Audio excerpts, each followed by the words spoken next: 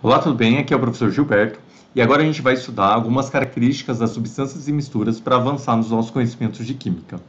Pois bem, a gente assume que o nosso mundo material fenomênico é feito de matéria e essa matéria é feita de átomos. Então, lembra da parede? A parede é feita de tijolos. A gente também assume que o mundo material é feito de átomos. Então, os átomos, eles são as unidades constitucionais da matéria. E toda matéria, assim como os átomos, tem uma massa e também ocupa um lugar no espaço, portanto, tem volume. Nós vimos também que no universo nós conhecemos diferentes tipos de átomos, com massas, com comportamentos químicos e volumes diferentes. Então, a cada um desses tipos de átomos, a gente vai chamar então de elemento químico. Então, por exemplo, existe o elemento químico hidrogênio, o oxigênio e o cálcio. Então, se você tiver um dia no Japão e encontrar com um cálcio no Japão, este átomo de cálcio ele vai ter iguais propriedades químicas que o átomo de cálcio que você encontrar no Brasil, porque eles são iguais em propriedades químicas de massa, volume e comportamento. Isso significa que eles podem ser considerados desse elemento químico cálcio.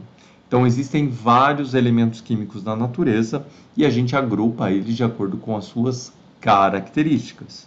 Pois bem, os átomos, eles tendem a se organizar formando substâncias químicas. Então, as substâncias diversas, como areia, água, sal, açúcar, elas são partes da matéria que têm uma composição química constante de elementos químicos.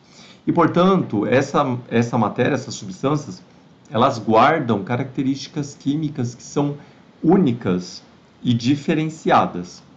Então, por exemplo, a água ela tem essa característica de ser líquida à temperatura ambiente, não ter sabor, não ter cheiro, e por conta disso, nós podemos classificar, toda vez que a gente encontra essa substância, a gente vai dizer que ela é água, porque ela guarda essas características. E, quimicamente falando, essas características têm a ver com a sua composição. Que composição é essa, Pro? Composição de oxigênio e átomos de hidrogênio. Então, esta molécula de água, ela tem essa composição definida, essa outra acompanha a mesma composição e, portanto, elas vão se somando até formar um copo de água, um rio, um oceano, uma nuvem, tudo aquilo que a gente considera que é a substância química água. Pois bem, então, nas substâncias químicas, elas podem ser compostas, né, de um único elemento químico, por exemplo, o gás ozônio ou o gás nitrogênio, e aí elas vão ser chamadas então de substâncias simples, ou então elas podem ser feitas de dois ou mais elementos químicos, como é o caso da água e é o caso da amônia. Então elas são chamadas de substâncias compostas. Pois bem, na natureza, vamos imaginar que a gente tenha um copo de água pura, perfeita. Ela acabou de ser feita no laboratório, é uma água pura, pura, pura. Então, essa substância, água, ela é feita só de oxigênio e hidrogênio, e a gente vai chamar então de uma substância pura, porque ela não está misturada com mais nada além dela. E agora, vamos imaginar, né, que você esteja com sede, acabou de fazer um lanchinho e agora você quer fazer um suquinho natural de água, limão e açúcar. Então, essa mistura que tem água, limão e açúcar é chamado de mistura. Existem vários tipos delas. Então, é importante que na química a gente consiga diferenciar aquilo que é uma substância pura daquilo que é uma mistura de outras substâncias. Pois bem, falando de substâncias puras, como a água, é interessante a gente observar que na natureza elas podem adotar diferentes fases. Então existe a fase sólida, a líquida e a gasosa.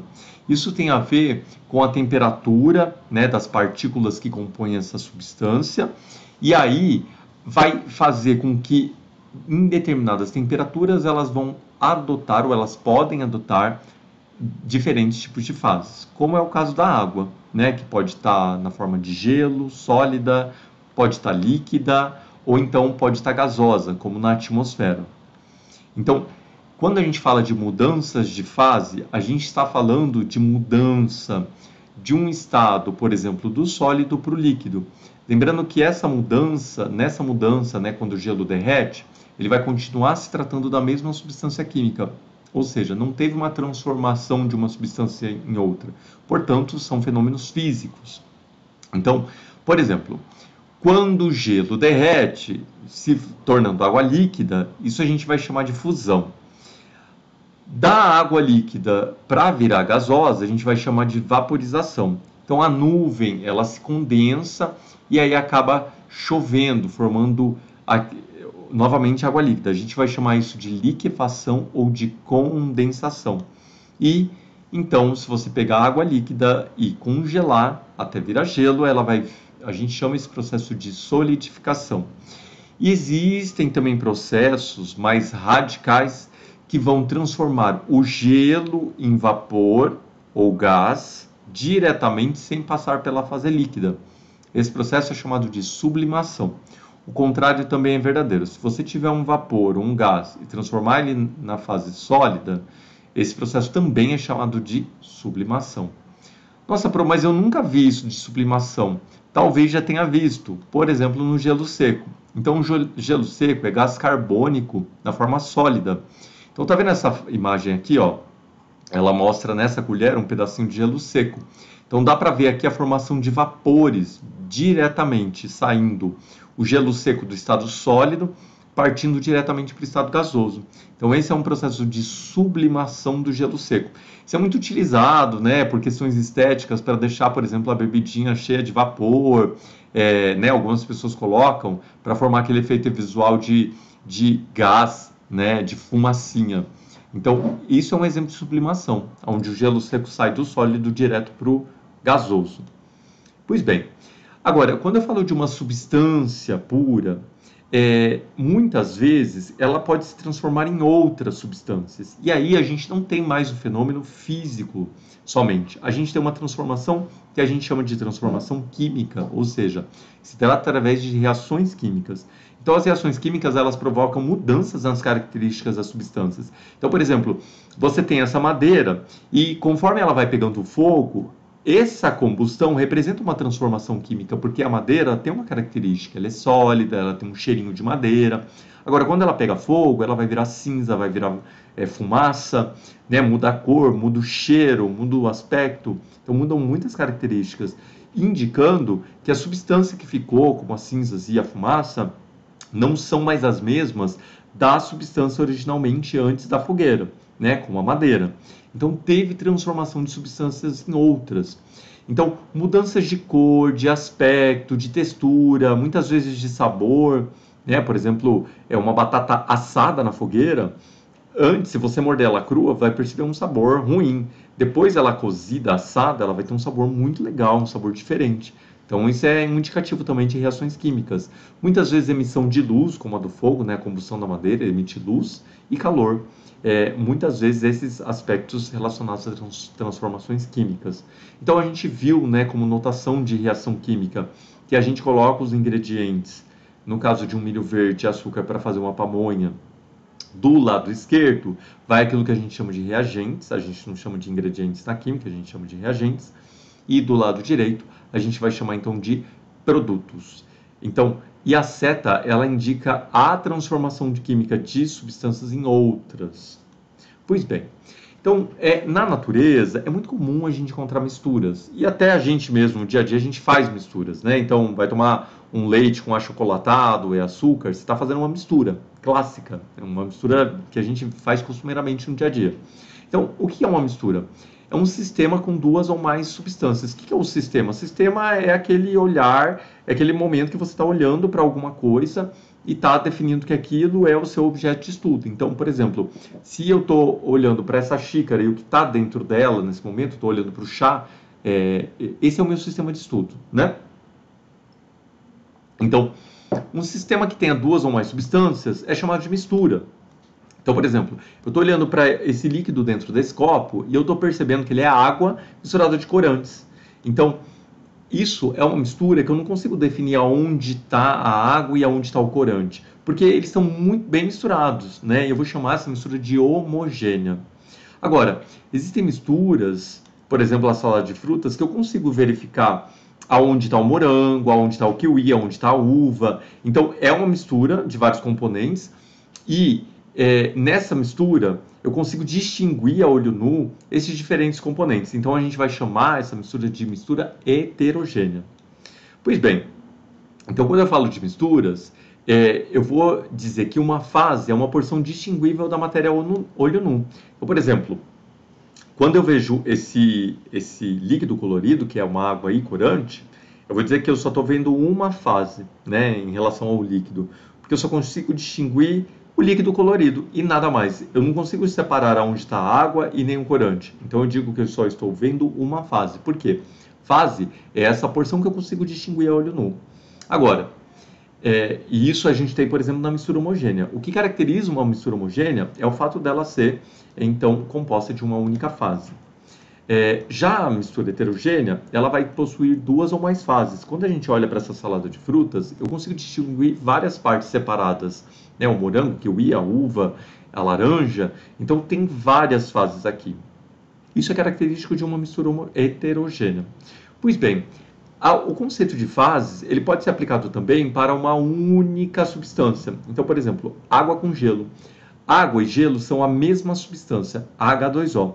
Mas eu tenho aqui duas porções distinguíveis a olho nu, a água líquida e o gelo sólido.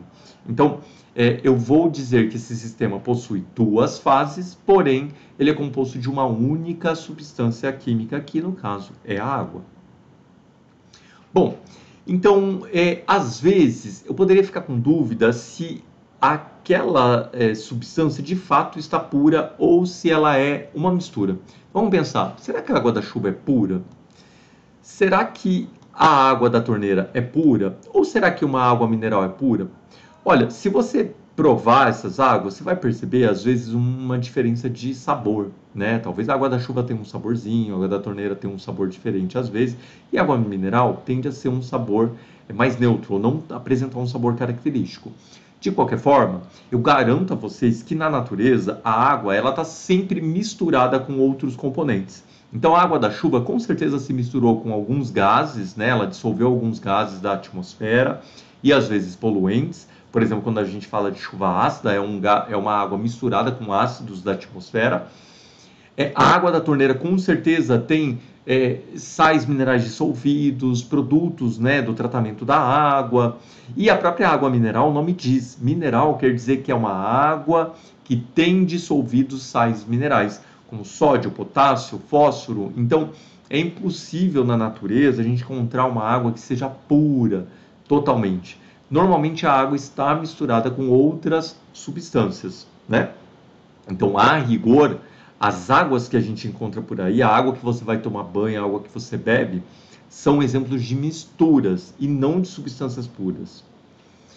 Pois bem, nós, no dia a dia, nós fazemos muitas misturas de substâncias e também muitas separações de substâncias. Fazer café é um exemplo disso.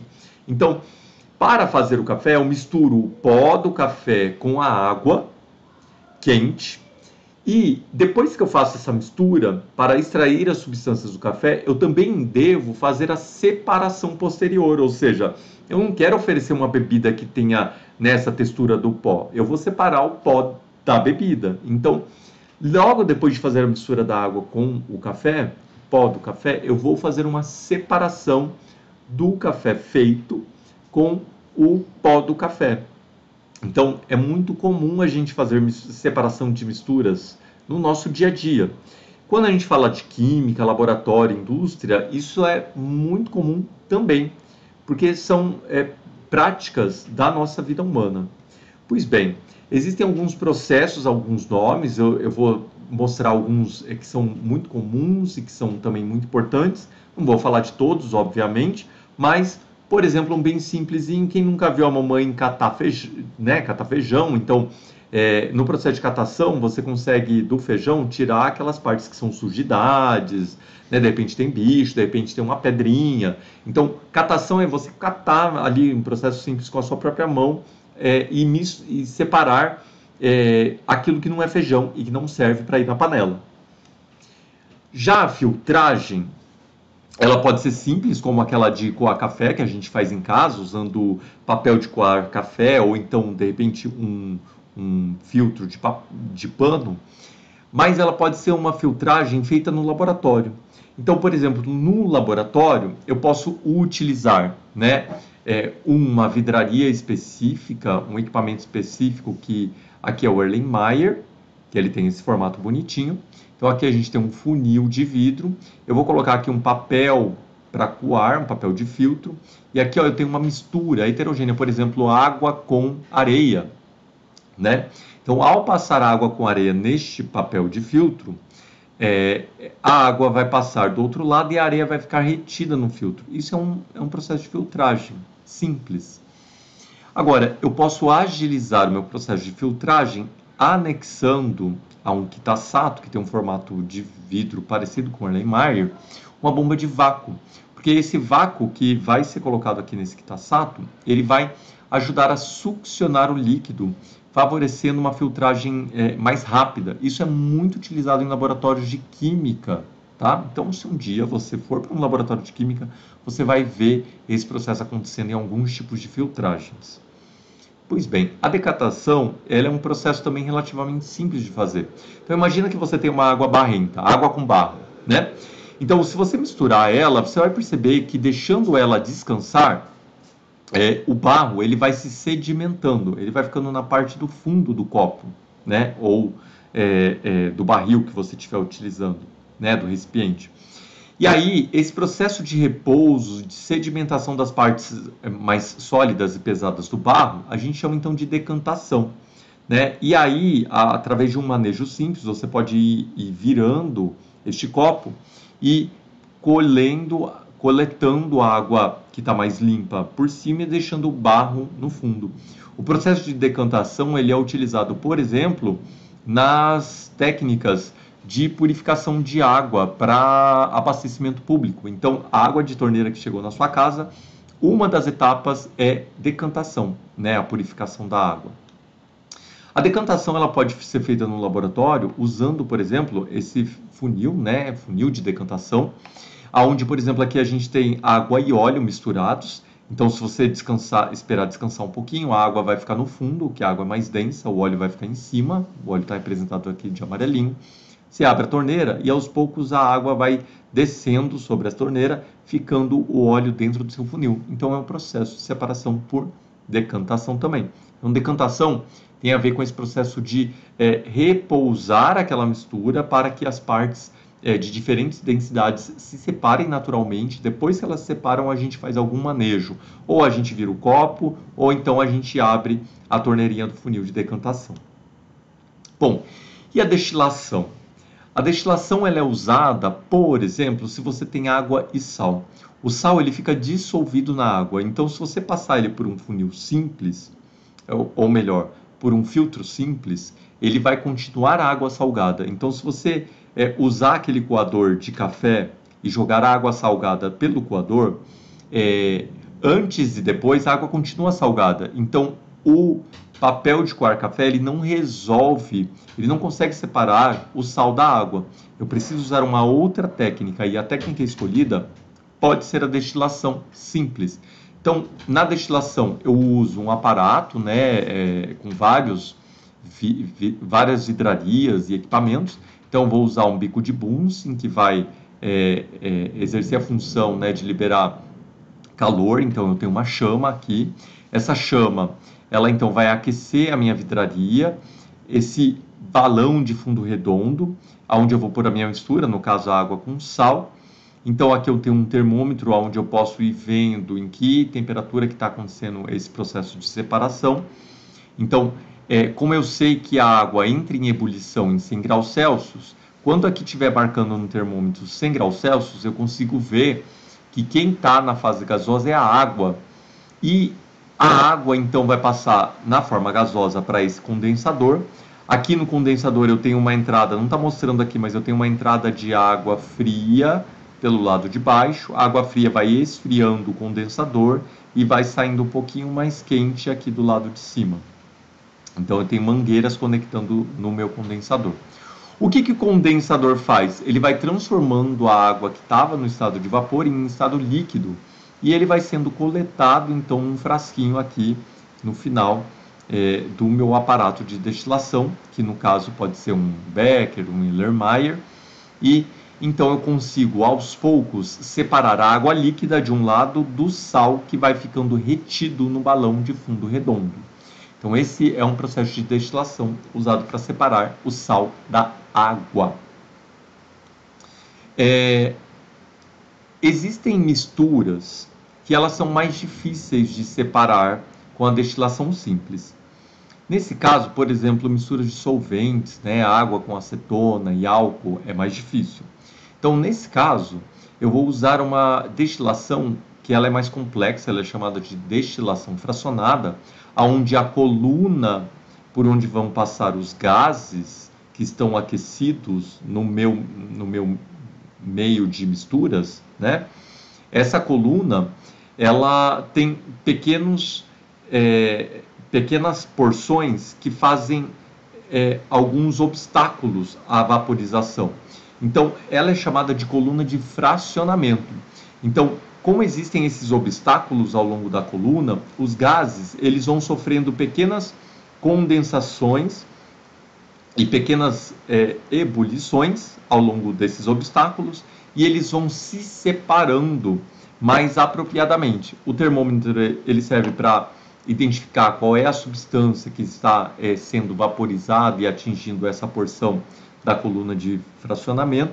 Obviamente que os gases que conseguirem se evaporarem, né, eles vão passar por toda a coluna de fracionamento, passando aqui pelo condensador, que tem uma entrada de água fria e vai condensando esses gases, transformando eles em líquidos, e aí então esses líquidos vão sendo coletados, por exemplo, num frasquinho do Becker, né? O processo de destilação fracionada ele é usado, por exemplo, para o refino do petróleo. Então, no refino do petróleo, você tem uma mistura muito grande de componentes. Por exemplo, gasolina, querosene, diesel. Só que se você usar uma destilação simples, você não consegue fazer uma separação apropriada dos componentes do petróleo. Então, o que a gente faz? Uma coluna de fracionamento, onde nessa coluna você tem várias barreiras e cada barreira vai representar uma certa dificuldade para determinados componentes não conseguirem, através, né, das suas características químicas, não conseguirem entrar em ebulição suficiente e atingirem patamares mais superiores dessa coluna de fracionamento. Então, essas barreiras, né, da coluna de fracionamento vai permitir que se colete ao longo dessa coluna diferentes frações do petróleo. Então, na porção mais abaixo, eu consigo extrair componentes que são mais pesados, como óleo combustível, porções intermediárias, diesel, querosene, gasolina, e lá em cima gases mais leves, como o butano e o propano. Pois bem, algumas técnicas de análise de sangue usam a centrifugação. Então, o sangue é uma mistura coloidal, né, uma mistura complexa, feita basicamente de plasma, tem um pouquinho de células brancas, né, e células vermelhas. Então, quando você olha o sangue, você não percebe essa composição diferenciada do sangue. Mas se você pegar uma amostra de sangue e levar para uma centrífuga, o que é uma centrífuga? É uma máquina onde você coloca a sua amostra e ela vai girar. Ao girar em alta velocidade, alta rotação, esses frasquinhos eles vão sofrendo uma força, que a gente chama de força centrífuga, onde as partes mais pesadas do sangue, que no caso são as células vermelhas, os glóbulos vermelhos, eles vão ficando mais ao fundo do frasquinho. E dessa forma, através da força centrífuga, aplicada pela rotação deste equipamento, você consegue então fazer uma separação do sangue por frações. Então, a fração mais leve, que é o plasma, a fração intermediária, que são as células brancas e as plaquetas, e a fração mais pesadinha, mais densa, que são as células vermelhas. Existe também um processo de separação magnética. Se você tiver areia e limalha de ferro e aplicar um ímã em cima, você consegue extrair a limalha de ferro da areia. Ela é usada para extração de metais ferromagnéticos, como ferro, níquel e cobalto. Não serve, portanto, para outros metais, como ouro, como cobre, não é? Então, alguns metais você consegue fazer separação com ímã. E ela é utilizada muitas vezes em ferro velho, né? Vem um eletroímã lá e fica puxando os materiais que são feitos de ferro, separando daqueles que não são. Nós podemos falar também de desidratação, muito usado na culinária, né? Tomate seco, uva passa e o próprio leite em pó, onde você extrai a água dos alimentos e aí você concentra o sabor, né? E também você conserva mais os alimentos. Então a desidratação é a remoção de água, muitas vezes por aquecimento, é um tipo de separação de misturas, né? Você está separando uma parte da água dos alimentos. E também, como exemplo simples de separação de misturas, é secar a roupa no varal, né? A roupa ela está misturada depois de lavada com água e você quer separar a água, então você põe no varal, o calorzinho do sol vai removendo essa água dessa roupinha que você precisa usar aí no seu dia a dia. Então, gente, por enquanto é isso. Um grande abraço para vocês, bons estudos e nos vemos em breve. Tchau, tchau.